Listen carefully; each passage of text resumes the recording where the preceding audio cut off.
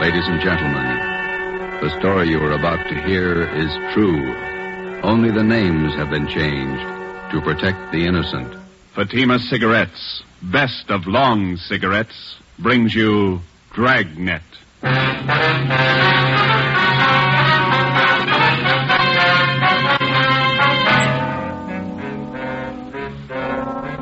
You're a detective sergeant.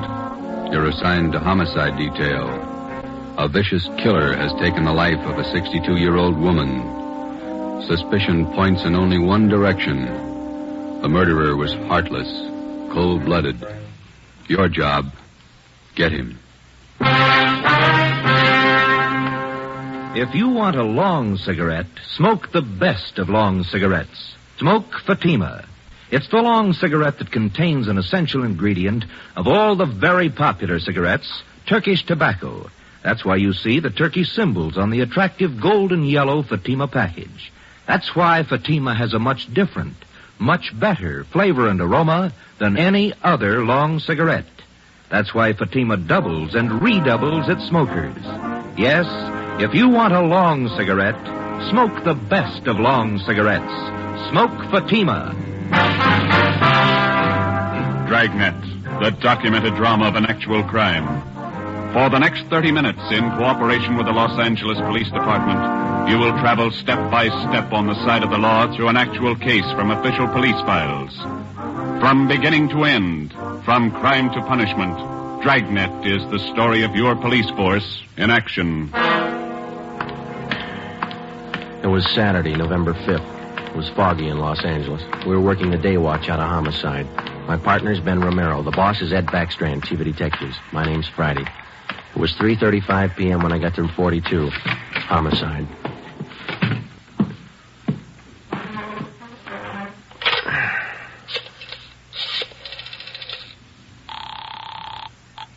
Long distance. This is Friday in homicide. I'd like to place a call to Mr. Frank Renard in Murphy, Idaho. The number's 761. Frank Renard, Murphy, Idaho, 761. Yeah, that's right. The call's been cleared with the business office. All right. Do you want me to call you back, Sergeant? No, I'll hang on. Okay, I'll place it for you.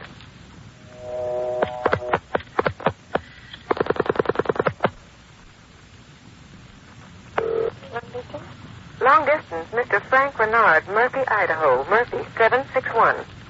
Thank you. Your number, please. Charge the call to Madison, 7961. Thank you. The time and charges when the call's completed, operator. Rate, operator? You ready to put a man out? Yes, Murphy, Idaho, routing and person rate.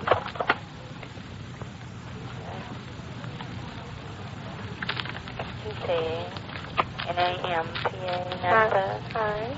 Operator, the number is 4-8. Hi. 160, thank you. Welcome. Through Boise.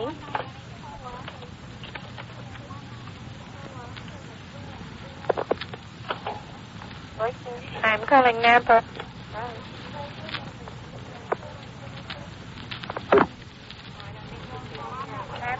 Murphy, 761.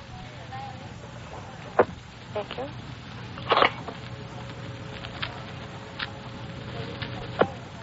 Keep ringing, 761. They're ringing the number, Sergeant. Okay, thanks.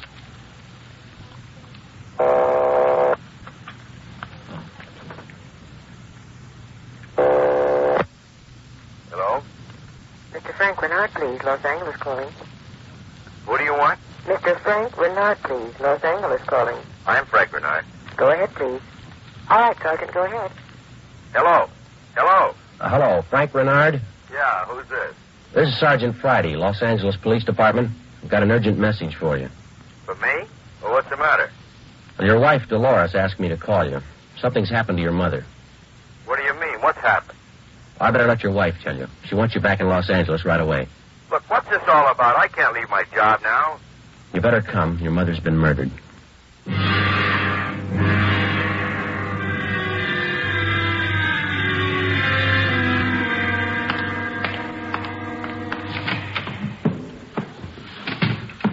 Talk to the skipper, Joe. He's on his way in. That's good.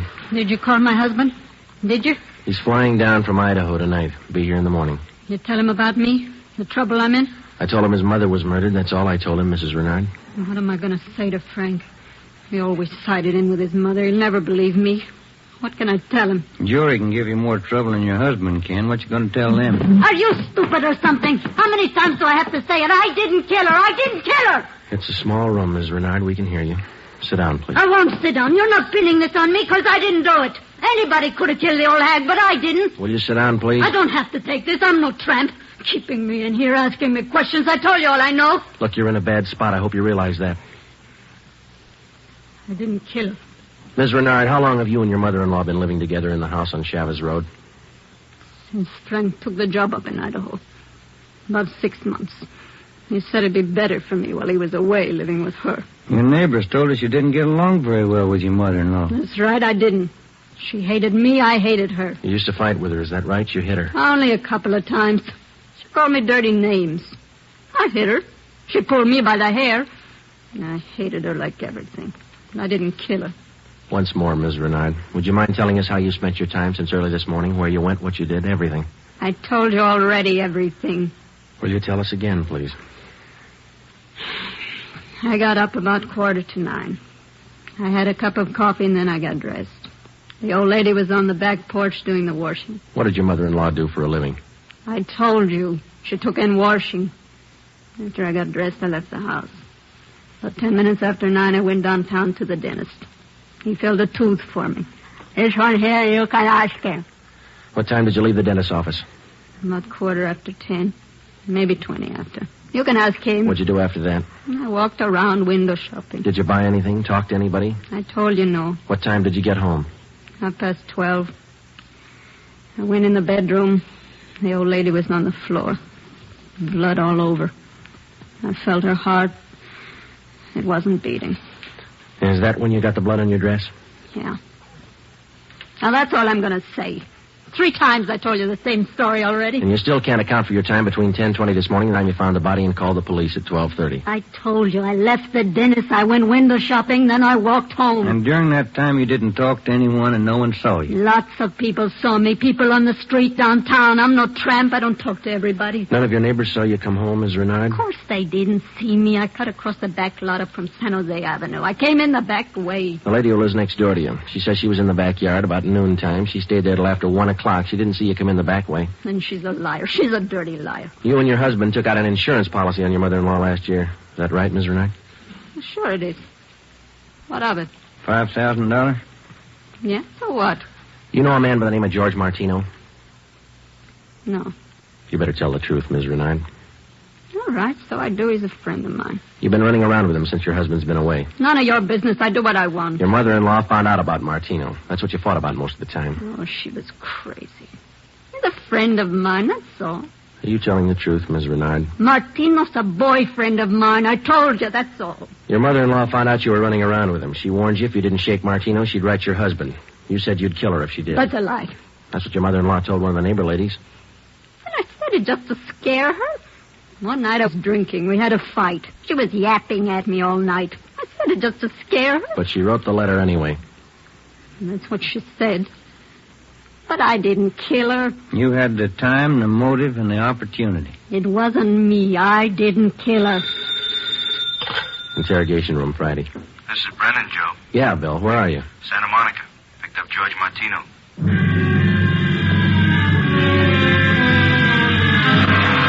Ben and I drove Mrs. Renard to Lincoln Heights Jail, 5th floor, and had her booked on suspicion of 187 PC. When we checked back in at the office, Brennan and Wiseman, the other 2 men on the case with Ben and I, were questioning George Martino in the interrogation room. Ben and I stood by.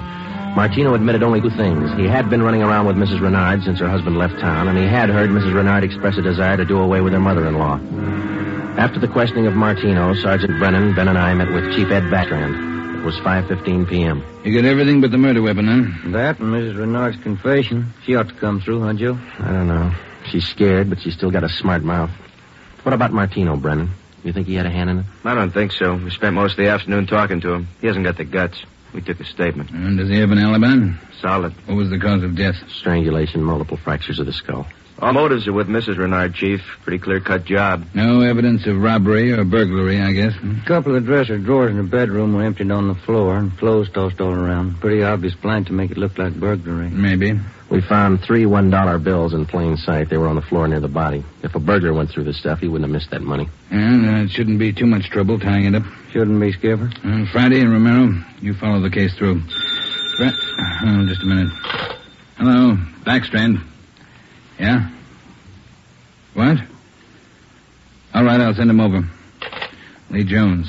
Just finished checking the evidence at the crime lab. Yeah? He thinks Mrs. Renard's innocent.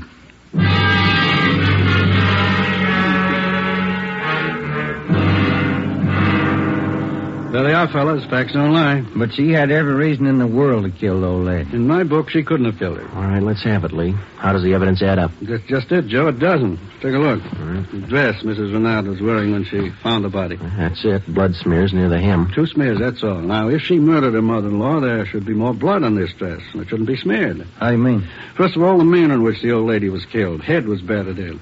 Must have bled profusely. No question about that. All right, go ahead. Whoever murdered the old lady must have stains all over their clothes. Here's the important part. Because of the nature of the wound, it would have stained in drops, not smears. Well, how can you tell the difference? Maybe these are drop stains on her desk. They're not. I checked them with a microscope. Only the higher ribs of the cloth are stained. The smears, nothing else. But a drop forms its own definite drop pattern and permeates the cloth, soaks in.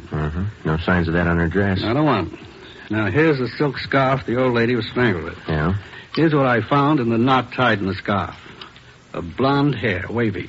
Old lady had dark hair. So does Miss Renard. So does her boyfriend. That's what I mean. This blonde hair is one of 2 things that didn't belong at that murder scene. What else you got? This here. What is it, Lee? Small piece of plastic. Well, gun butt, I'd say. See here? Crisscross surface, then a little smooth area here. Yeah? The killer could have hit the old lady with the butt of a gun. And a piece of the stock could have chipped off like this, huh? Miss Renard doesn't own a gun. Neither did her mother-in-law. Well, where does that leave us? I don't know, Joe. There's the stuff. You can't disregard it. Maybe you can explain it. Yeah. How? Well, first prove this dress isn't the one Mrs. Renard was wearing this morning. Then find the dress she did wear. And we know she wore this when the dentist identified it, and so did 2 of the neighbors. That's what I mean. The dress is too clean, doesn't belong. Yeah. And this blonde hair, this piece of gun butt, they don't belong either. Well, then you think she's innocent. You're looking at the evidence. What do you think? 6 p.m. Saturday, November 5th. Ben and I went back to the office and met with Brennan, Wiseman, and Ed Backstrand. The open and shut case against Mrs. Renard was up in the air, but we still weren't sure that she was innocent of the murder of her mother-in-law. Ben and I drove to the Lincoln Heights jail and interviewed the suspect again. She agreed to submit to a lie detector test. We drove back to the office, contacted Sergeant Berger, the department's polygraph man, and set up a special test for the following day. The next morning, we met with Berger and formulated a list of key questions, and then we picked up Mrs. Renard and brought her to the 3rd floor of the old city jail building, the polygraph room. At 10:33 a.m., the test got underway. As usual, Sergeant Berger conducted the interview alone. Backstrand, Ben, and I waited outside. Well, how about Mrs. Renard's husband? Getting down yet? He's due in around noon, Skipper. Got a smoke? Yeah. Here you are, Ed.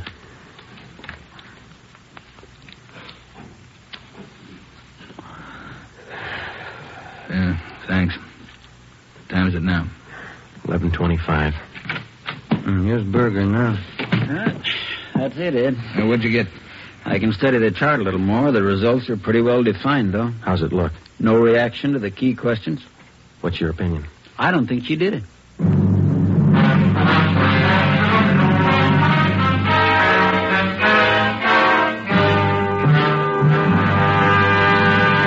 You are listening to Dragnet, authentic stories of your police force in action.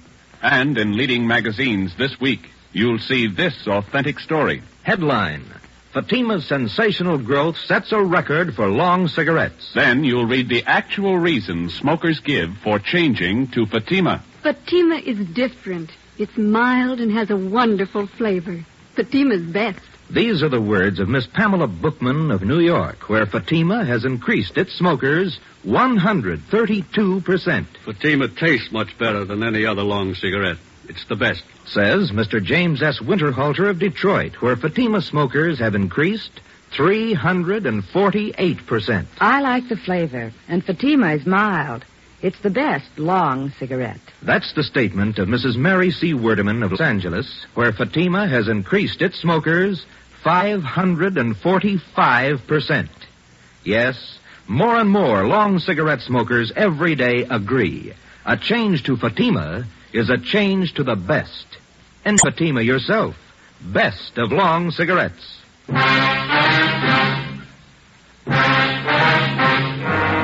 a.m., Monday, November 7th. Mrs. Renard was released from custody. We questioned her husband, Frank Renard, briefly.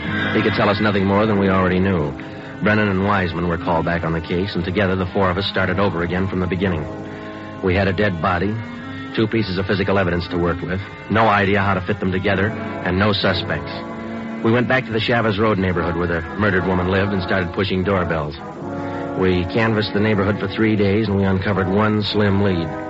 He was selling magazines, officer. Went door to door, right up the street here. Young fellow. Could you describe the man for us, please? Nothing to talk about. Pasty face, pimply complexion, blonde hair. 5:30 p.m. Wednesday, November the 9th. Ben and I met with Brennan and Wiseman in Ed Backstrand's office to compare notes. Together, we had more than a dozen reports of the magazine salesman's presence in the neighborhood just prior to the murder of Mrs. Renard's mother-in-law. The various descriptions of the man which we obtained from the people in the neighborhood tallied closely. About 6 feet, 170 pounds, pimply complexion, blonde hair, fast talker. About 25 years old. As far as we know, Skipper, he was the only stranger in the neighborhood last Saturday morning. Only one that people remember, anyway. How close did you trace him to the Renard house? You got your list there, Brennan? Yeah. There you are. Thanks. Let's see. Well, he picked up his tracks down on Floresta Street, sold a couple of descriptions there. Then he headed up Landers Avenue onto Chavez Road. Yeah. The Renards live at 2280 Chavez Road. That salesman talked to the woman at 2274 Chavez. That's 3 doors away from the Renards. When was he seen there? Let me see. Where is that, Brennan? Oh, on the 15-7 sheet, Joe. Didn't have enough room on the report. Oh, yeah. Here it is. Mrs. John Rico, 2274 Chavez. The guy was there about 11:45 Saturday morning. Yeah, that puts him in the running. First time he ever showed in that neighborhood? First time, Skipper. Fresh kid, not a very good salesman. Here's the name of the company he's working for, the Harrison News Distributors. You check with them? Well, they're closed for the night. We'll call them the first thing tomorrow. Good. Here's something else for you. I had a call from Frank Renard this afternoon. What'd he have to say? Seems in the excitement just after the murder, Mrs. Renard overlooked a couple of things. What's that? Well, they're missing a yellow table model radio. It was in the bedroom where the old lady was killed. Well, that ties in with a robbery motive, huh? Yeah, they're missing a ring, too. Belonged to Mrs. Renard. Topaz ring. Supposed to be worth a little money. But she didn't notice it was gone until today. That's right. You got the serial number on the radio? Yeah, right here. Yeah, let's see. Yeah, Brennan, here we are. Emerson model 511, 180,000, 277,609. A lot of small radios in town. There's only one with that serial number on it. Track it down. A complete description of the topaz ring and the serial numbers and description of the yellow table model radio were sent to the pawn shop detail. The information was then placed on the stolen property list and relayed to every pawn shop operator in the city. The next morning, Ben and I interviewed the manager of the Harrison News Distributing Company. There, the suspect had given his name as Sam Bricker. We checked out his home address. Turned out to be a gas station in North Holly. We took the suspect's job application blank with a specimen of his handwriting, and then we drove back to the office. Sam Bricker. We were unable to get a make on the name from the Record Bureau. We checked the cards on every known criminal who was cataloged in the oddity file as having a pimply complexion. None of them matched. That night, we got out an APB and a radiogram. The suspect's trail led from one salesman's job to the next. On his last job, he gave his name as Albert Berry. His address is 1430 Palo Alto Drive. That was in the Echo Lake District. Ben and I drove out to check it. 1428, 1430. There it is, Joe. Yeah. At least it's not a gas station, huh? Come on.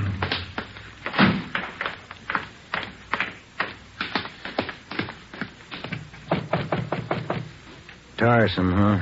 Yeah, I could stand a change. Yes, what is it?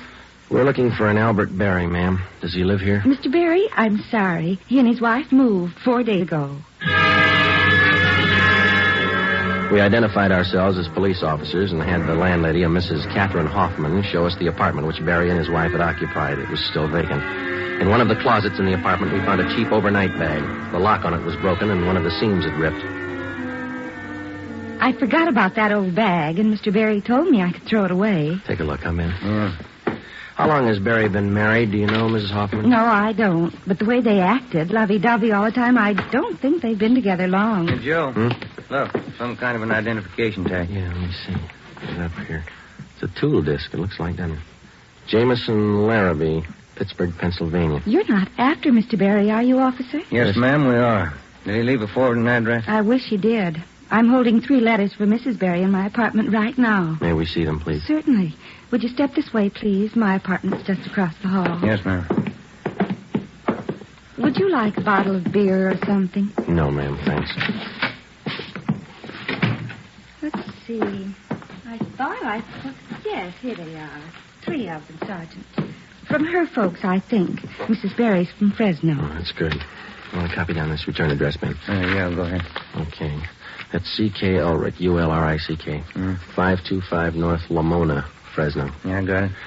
There you are, Miss Hoffman. By the way, did the Berrys say they'd call for their mail? Mrs. Berry did. That's why I'm holding on to it. All right. Just one more question. Do you remember if Mr. and Mrs. Berry had a radio? Yes, they did. A small one. Do you remember what brand it was? No, I don't. It had a yellow case. That's all I remember. Before we left, we called Ed Backstrand, and he had an immediate stakeout placed at the apartment house in case the Berrys returned to pick up their mail. Ben and I went back to the office and placed a call to the Pittsburgh Police Department. We gave them the description and the number of the tool disc which we'd found in Berry's old suitcase. They said they'd check with the Jameson Larrabee Company in the morning, and then they'd call us back. That night, Ben and I drove to Fresno and checked in at the police station up there. 2 officers were assigned to stake out the Ulrich home. We interviewed Mr. Ulrich, who identified himself as Albert Berry's father-in-law. He told us his daughter had married the murder suspect 8 months before, and he gave us pictures of Berry taken at the wedding. Ulrich told us that he'd catch a Santa Fe train out of Fresno the next morning. He wanted to be in Los Angeles to take his daughter home when Berry was apprehended. It was almost 2 a.m. when Ben and I left Fresno and started back for Los Angeles. We checked in at the office at 10 minutes past 8 the next morning. At 8:35, the call came through from the Pittsburgh Police Department. What did they say, Joe? It was a tool disc, all right. Jameson Larrabee Company, issued 18 months ago to one of their workers. They give a name? Albert Berry. 11 a.m. Monday, December the 5th. 1 month to the day since the 62-year-old woman had been beaten to death. The pictures of Berry and his wife, which had been taken at their wedding, were printed up in wholesale lots and distributed to all points. Mr. Ulrich, Berry's father-in-law, arrived in town and got himself a hotel room. We waited. There was no report from the stakeout at the apartment house. We checked back in at the office at 5 minutes to 1. I'll get it. Homicide, Friday. This is Mr. Ulrich, Sergeant. I just got a call from my wife in Fresno. I thought you'd want to know. What's that? The wife got a letter from Norma. They're living in South Pasadena, an apartment. You got the address there? Yes, sir. That's what the wife called about. It's 134 Norway Terrace. When was the letter mailed, do you know? Wife said it was marked December 3rd, day before yesterday. Get your coat on, Ulrich. We'll be right over. Ben and I picked up Mr. Ulrich at his hotel and drove to the South Pasadena address. Berry and his wife had the apartment on the top floor. Neither of them were at home. The landlord let us in with a pass key. In the bedroom, we found a small yellow radio. We checked the serial numbers. They matched. It was the same radio stolen from the Renard house. In the bedroom closet, we found 2 suitcases. We checked through them. Nothing in this one, Joe. Here we are. Look at these. What are they, Sergeant? Pair of plastic gun butts. Let's see, Joe. One of them's been chipped, see? Sergeant, somebody coming up the stairs. All right, let's get in the living room. Be quiet.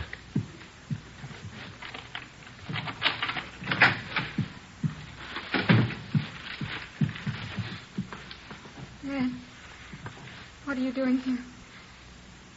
Who are these men? Police, Norma. They want Albert. He killed woman. Death.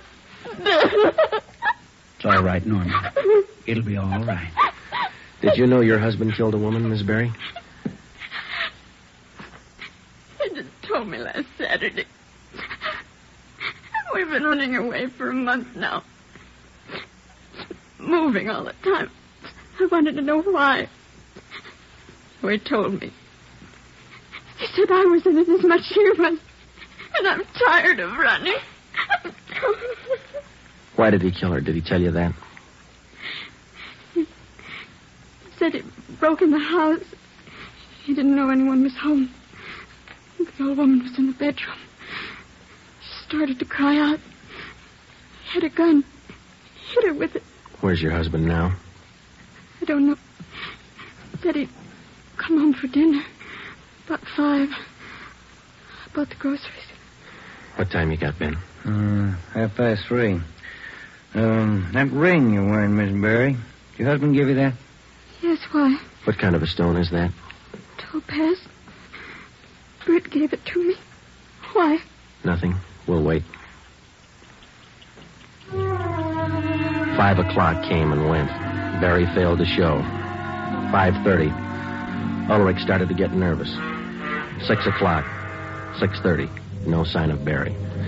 I went to the window and kept an eye on the street below. At 6:45, a light green Nash sedan pulled to a stop in front of the apartment house. A man got out and went into the main floor entrance. Bert. I'll let him in. All right. How long have you had the new car? A couple of days. Bert got it credit. What do you want me to do now? Does he have a key to the apartment here? He lost it. Okay, when he rings, let him in. Just act natural. Ben? Yeah. You cover me. I'll get the cuffs on him. Right.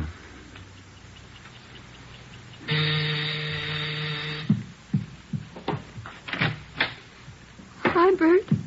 Look out, Joe! All right, drop it, Barry. Okay, Ben. Yeah. He's fast with a gun. Not looking, isn't he, Sergeant?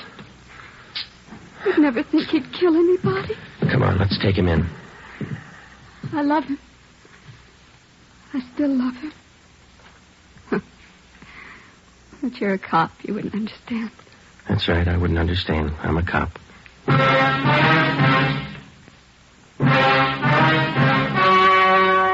story you have just heard was true. Only the names were changed to protect the innocent. On February 16th, 1947, trial was held in Superior Court, Department 82, City and County of Los Angeles, State of California. In a moment, the results of that trial. Earlier tonight, you heard the reports of amazing increases in Fatima smokers from New York to Los Angeles. Yes, all over the country, Fatima is doubling and redoubling its sales. And here's reason one. Fatima is the long cigarette that contains an essential ingredient of all the very popular cigarettes, Turkish tobacco. Reason two. Fatima has a much different, much better flavor and aroma than any other long cigarette. Reason three. To millions of smokers, the name Fatima has always stood for the best in cigarette quality. Smoke Fatima, the best of all long cigarettes.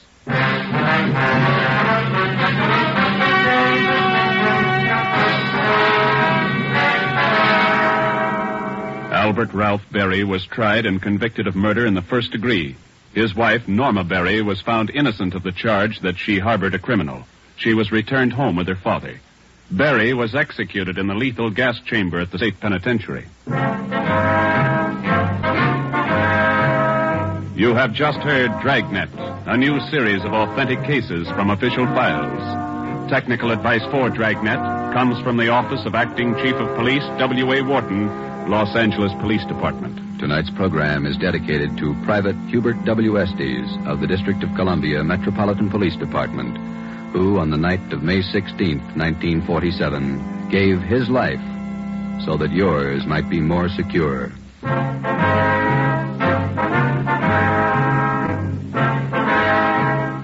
Fatima Cigarettes, best of long cigarettes, has brought you Dragnet, portion transcribed from Los Angeles. Be sure to hear songs by Morton Downey tonight on NBC.